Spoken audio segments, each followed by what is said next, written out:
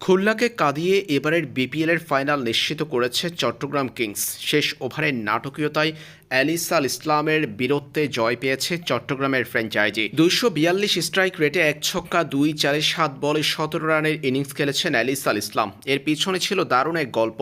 শেষ ওভারে যখন প্রয়োজন ছিল ১৫ রানের, তখন চতুর্থ ডেলিভারিতে রান নিতে গিয়ে পড়ে যান এলিস আল ইসলাম। সেই পড়াতে ব্যথা পেয়ে মাঠ ছাড়তে হয়েছে তার। তখনও চট্টগ্রাম কিংসের প্রয়োজন আরও ৮ রান।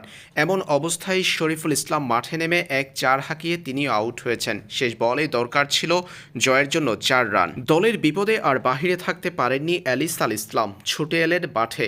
ব্যথা পায়ে মাঠে নেমে শেষ বলে ৪ হাঁকানোর কাজটা ঠিকঠাক করেছেন তিনি। স্তব্ধ হয়ে পড়ে খুলনা টাইগার্সের ডাগ আউট।